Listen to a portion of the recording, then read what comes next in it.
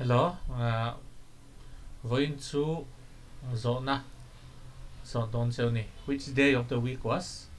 15 August 2024. Tinya. This one,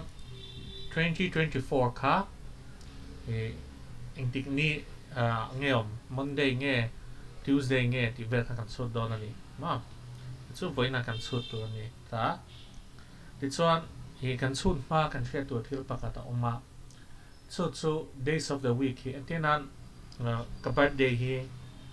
March 23 ta man respect ula so ka birthday hi kumina Wednesday ni chuan nakuma Thursday ni dona ti chuan akumle Friday ni dona tensel khan ni khate ten ain son thatre na ni ma chuan February nuwa in birthday om chuan leap year piang in Truin ein belchen ani ma chan chu leap year khanin ni pakhat kha February khan hon 8 extra kami wang khan ni pakhat khanin aron in belchen ani kum khata 365 days oma kha 7 khan divide thei che dawa pakhat kha chuanga chamang sam pakhat te khan ni kha ein dot theta ni amje chu kumina ka birthday kha Thursday ni chuan ni kum khan Wednesday ni ma chan kum ma sa chan Tuesday ni exact khan chu kan share ngai ta ni kum tin kha day kha pakhat te ten sona leap year chan kum ni na ni in ein son ma kha share to ni in birthday han check ve chin ro kumin ni birthday ting ni nge ni kum ang zan nge ni ma ten kha check ula mang ve lo mai chu kan u nau hi Sunday ve kan pe ani kan a day kha chuan ang lawa ma sa Sunday ve kan pe ani kan out birthday chu khilong sa le kumin August 15 kha Thursday ni ta hei chu a chu dan chidang de khak ama voi ni chu khata leng tin nge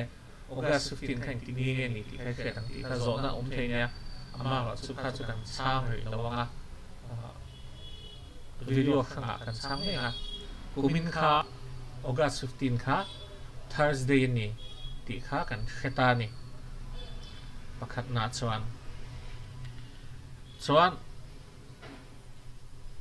kan chut le rangai ta ni 2024 le 1947 ka chuan kum som sahi le pasahi tla ni ma chuwang chuan voi som sai pasai kha bek angai chuan leap year kha om ngati kha leap year kha chuan double z ka angai a chuwang chuan leap year kha som ni om pok ta ni tinga som ni om ti kan share thei kan ti chuan hemi ap formula mangjong henan meta a plus n minus 1 d equal to 1948 ne ai a 2024 kan da nga chuan d khi 4 ni ta chuan n minus 1 khi 19 angin na chut chung non da ne ti 19 ni man chuk top lo ne a phena kan chok ani sira kan chok ani a plus n minus 1 d n minus 1 formula a le d kan share sa chu mang chuan n kha 19 ni ti kha kan chok chok ani a p formula pang ti chuan leap year kha 19 ta 19 n kha 19 ta chu wang chuan leap year kha som ni omani than chu 2024 chu om ta se ti ha pakhat chu om ta se ta hian